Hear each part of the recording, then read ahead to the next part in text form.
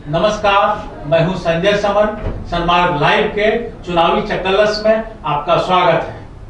आइए हम आरंभ करते हैं चुनावी चक्कलस। इस चक्कलस में आज हमारे साथ 3 जन हैं। हमारे दाहिनी तरफ बैठी हुई हैं भाजपा कार्य समिति की सदस्य हैं डॉक्टर राजश्री जयंती। हमारे बाएं तरफ हैं झारखंड विकास मोर्चा की केंद्रीय प्रवक्ता सुनीता जी।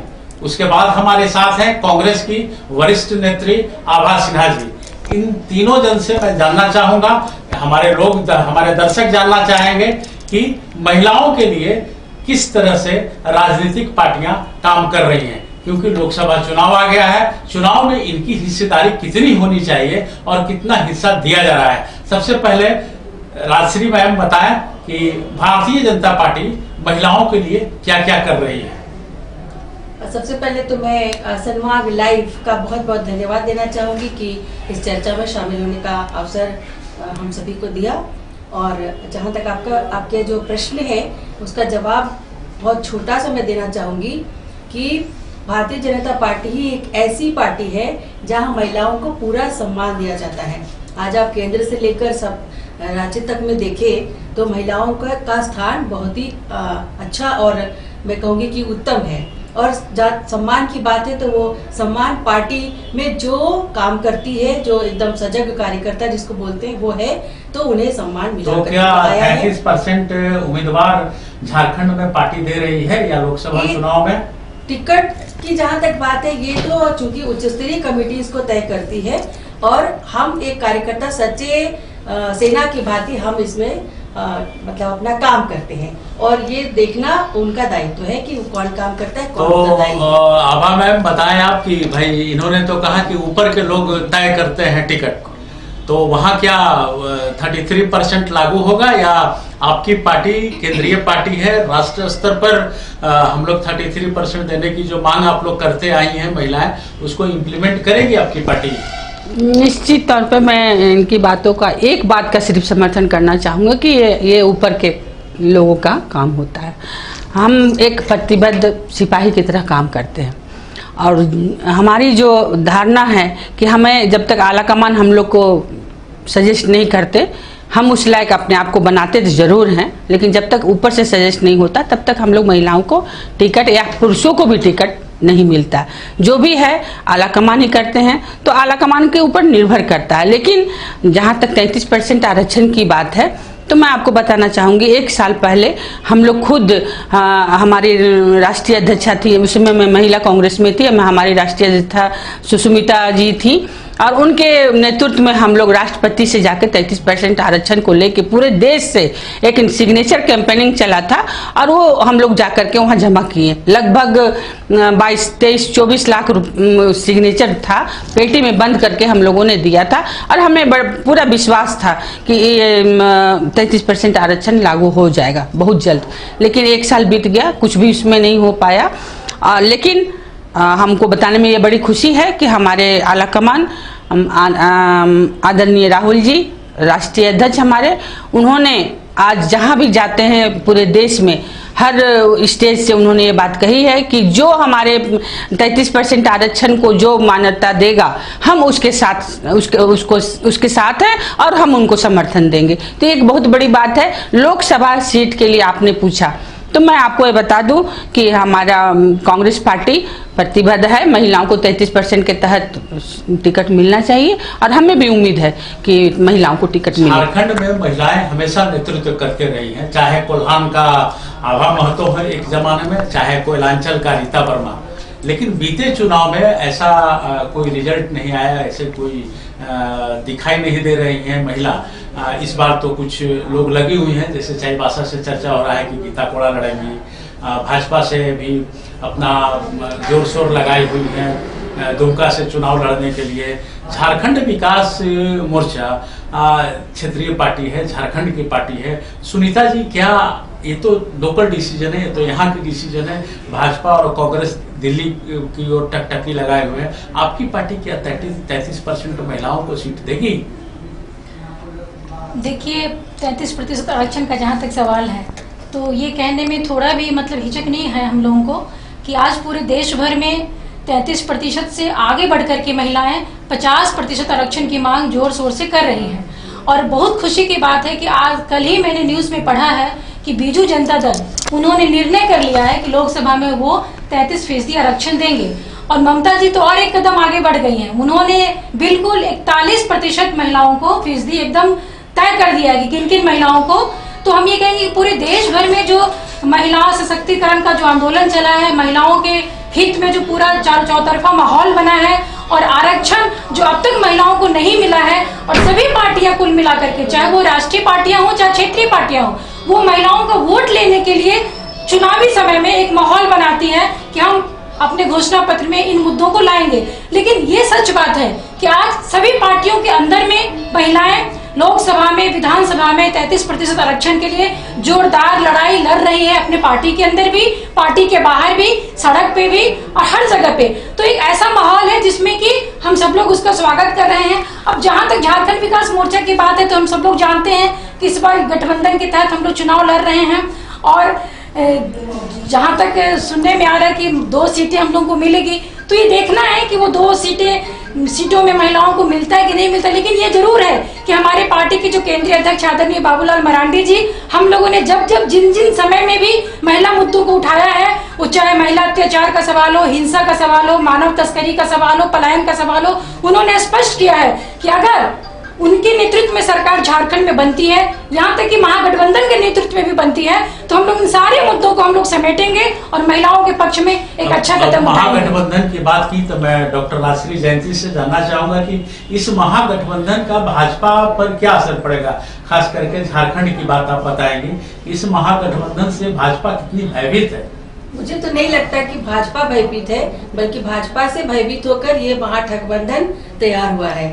तो ये गठबंधन तो दोनों तरफ है, चाहे भाजपा की ओर का है चाहे यहाँ इधर का है। पे तो कहते हैं क्योंकि ना, इधर आप लोग एक सीट भाजपा ने गिरिडीह में छोड़ दी, आपने जीती हुई सीट को उन लोगों ने छोड़ दिया। पूर्व से ये गठबंधन चला रहा है, कोई नई बात तो है नहीं है। मगर यहाँ पे तो जो महागठबंधन की जो तैयारी चल रही है, इनका एक ही मुद्दा है कि बस मोदी हटाओ। इस जो ईमानदार है, जो आज देश के लिए भ्रष्टाचार मुक्त देश के लिए राज कर रहा है, जो हमारे लिए चाहे वो खुद गले तक आखंड में डूबे रहेगा भ्रष्टाचार में, हमारे काम कर रहे हैं, इसी को कहते हैं। ऐसे सरकार के खिलाफ जो महागठबंधन खुद भ्रष्टाचार में डूबे हुए गले तक बोल रहे हैं भ्रष्टाचार को, फर्क पड़ने वाली है भाजपा को। इन्होंने तो आपके महागठबंधन को ठग बंधन कहा इसको। तो जो देखो, चोरों को सारे नजर आते हैं चोर, एक कहावत आपने भी सुना है और हमने भी सुना है। जो खुद गले तक डूबा हुआ भ्रष्टाचार में, वो कह रहा है कि हम भ्रष्टाचार हटाओ, तो ये तो बहुत हंसने वाली, हास्यास्पद वाली बात हो गई। भ्रष्टाचार का 1-2 गिनती बताएंगे? क्यों? अभी का आप ले लीजिए ना, आप देख रहे राफेल में क्या घोटाला हुआ, क्या ये इसको घोटाला नहीं कहेंगे? करोड़ों रुपए का हेरा फेरी हो रहा है उसमें। मेहुल चौकसी चले गए, आपको धोखा दे करके, पैसा लेकर के, आपने उसको रोका, वो भ्रष्टाचार नहीं था? नहीं, मैं इनका जवाब दे रही हूँ, मैं राजश्री जी का जवाब दे रही हूँ। उन्होंने कहा महागठबंधन को महागठबंधन। हम ये कहना चाहते हैं कि सबसे पहले तो उनका जो महागठबंधन है, वो शायद अगर वो काउंट कर ले तो हम लोग में जितनी पार्टियां हैं इस महागठबंधन में, उससे ज्यादा पार्टियां उनके महागठबंधन में। तो अगर उनके अनुसार हम लोग महाठगबंधन है तो महाठगबंधन है, हम ये कहना चाहिए। लेकिन सवाल ये है कि ठगबंधन किसको बोला जाता है? किसने ठगा देश को? किसने यहाँ के मजदूर किसानों के साथ धोखाधड़ी किया? किसने देश के साथ गद्दारी किया? किसने ये आरक्षण का मुद्दा 2014 में एकदम दे के रहेंगे 33% आज तक क्यों नहीं मिला? खाली उनको चुनावी मुद्दा बना के रखा गया था। निर्भया कांड हुआ था दिल्ली में, उसके बाद से क्या निर्भया कांड नहीं हो रहा है? दिन दहाड़े हर जगह, हर स्टेट में, पूरे देश भर में महिलाओं पर जुल्म अत्याचार, छोटी बच्चियों से लेकर के बड़ी महिलाओं तक छेड़खानी बलात्कार की घटना क्या थी? तो किसने ठगा महिलाओं को? किसने ठगा? बीजेपी ठगने का काम तो खुद मोदी कर रहा है। मोदी है। गुजरात के कई मोदियों ने देश को बेच दिया और बाहर भाग गए। क्या क्या उनके साथ मोदी जी ने? तो किसने ठगा है देश को? मोदी जी ने ठगा है। कौन चौकीदार चोर कहलाया जा रहा है? मोदी जी कहलाए जा रहे चौकीदार चोर है। पूरी जनता चीख चीख के बोल रही है चोर है, चौकीदार चोर है। तो आज मजदूर, किसान, महिला, छात्र, नौजवान, 2 करोड़ लोगों को, नौजवानों को रोजगार देंगे, किसने कहा था? मोदी जी ने कहा था।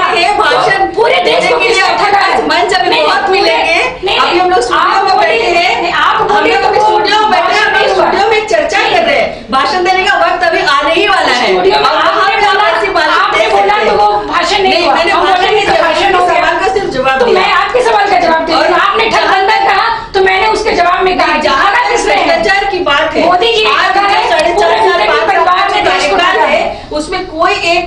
उठा के दिखा दे कि हमारी सरकार में कभी राज्य में हो या देश में हो, कोई उंगली उठा के दिखा दे कि किसी ने एक भ्रष्टाचार युक्त काम किया हो।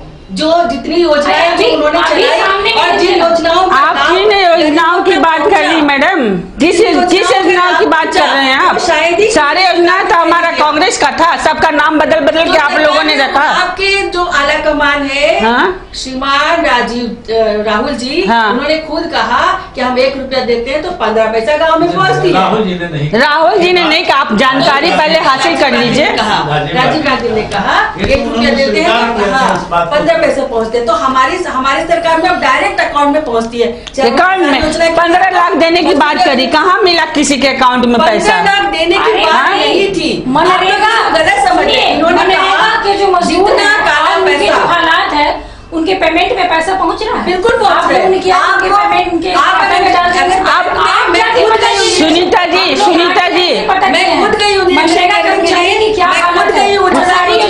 जी सुनीता मेरी बात सुनिए। आप मनरेगा की बात कर रहे हैं, हम आपके यहाँ राजधानी में रांची के सभी स्कूलों की बात करना चाहते हैं। आप चलिए हमको बताइए किस बच्चियों के खाता में पैसा आया, हमको जरा समझा दे, दिखा दे। कोई किसी के खाता में 5 साल से मेरी बच्ची खुद वहाँ पढ़ रही है, लेकिन कहाँ? और उज्ज्वला योजना की जहाँ तक कहा सब ठग विद्या है। जितना गैस मिला है वो आप तो चाहे तो मेरे साथ, मैंने सब जगह जांच किया हुआ है, इसलिए सब ऐसा मत बोलिए। हाँ, सामने साक्षात देखिए ना। उन्होंने कहा कि भ्रष्टाचार क्या हमेशा डायरेक्ट भी होता है? डायरेक्ट तो आप लोगों ने जो लूटा वो तो लूट ही लिया। इनडायरेक्ट देखिए, रघुवर जी ने अपने बेटे की शादी की, इतना आलीशान पार्टियां हर जगह दे रहे हैं। दिल्ली में जाकर के उन्होंने पार्टियां दी ताकि उसमें माननीय राष्ट्रपति जी भी आ सके और माननीय प्रधानमंत्री जी। दिखावा। रघुवर दास जी को कितना पैसा मिलता है एक मुख्यमंत्री होने के नाते? और ये जो करोड़ों रुपया जो खर्च किया जा रहा है पार्टियों में, वो पैसा कहाँ से आ रहा है? इसका रघुवर जी पूरी जनता के सामने जवाब से मांगा जाएगा। वो देंगे नहीं, हम तो मांग रहे हैं कि वो आज के, तो ये क्या हो रहा है? तो आप भ्रष्टाचार या तो ऐसे कीजिए या घूम के कीजिए। भ्रष्टाचार तो भ्रष्टाचार ही होता है। आप बहस करने के लिए बहस करना चाहती है तो फिर वो अलग बात है, क्योंकि बहस नहीं मानना पड़ेगा राजश्री जी आपको भी कि भ्रष्टाचार कितना बढ़ा हुआ है। महिलाएं एग्रेसिव रही हैं, हमेशा से एग्रेसिव रही हैं, ऐसा रही है। आजादी की लड़ाई में भी उन लोगों ने काफी योगदान दिया है। अभी आजादी के बाद झारखंड अलग राज्य में भी हम लोग का योगदान रहा, ज्ञान रंजन जी के साथ में। है तो क्या ऐसा नहीं लगता कि आप लोग सब कोई मिल करके 33% को कैसे इम्प्लीमेंट कर पाएंगे? चाहे विधानसभा हो, लोकसभा हो, महिलाओं के लिए जो सीट, बिल्कुल इस मुद्दे पे तो हम सब एक साथ है ही, जैसे कि अभी सभी लोग कह ही रहे हैं। तो पहले बोले हम कि 33% का आरक्षण ही नहीं, अब तो 50% चाहिए कि आधी जमीन हमारी है और आधा आसमां हमारा है। काम के मामले में देखिए महिलाएं ज्यादा करती हैं, बुरा नहीं मानिएगा, लेकिन पुरुषों से ज्यादा काम महिला, घर संभालने से लेके बच्चों को स्कूल भेजना से लेकर के पॉलिटिक्स में अगर हैं तो आप हर चीज का ध्यान रखना, काम करना। औरों के गम को देखा तो अपना गम भूल गया। तो राजनीतिक क्षेत्र में भी आज देखिए राजनीतिक क्षेत्र में भी महिलाएं जितनी आगे बढ़ी हैं, आज से अगर आप 5 साल 7 साल पहले भी चले जाइए तो इतनी संख्या में 10 साल पहले की बात देखिए ना, कहाँ महिलाएं दिखती थी।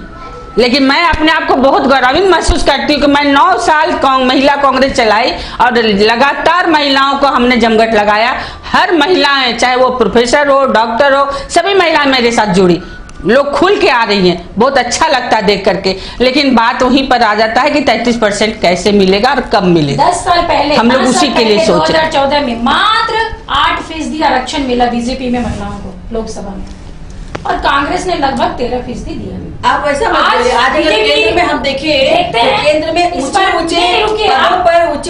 मंत्री पदों पर महिला मंत्रियों को ही स्थान मिला है, चाहे वो सुषमा जी की बात करें, सीतारमण जी। बीजेपी में महिलाएं कितनी है मैडम? आप तो ऐसा बोल रहे, कहाँ है? में जो सवाल है कि आज महिला केंद्र में तो महिलाएं की गिनती 2 ही तो महिला दिखती है, सुषमा और एक वो।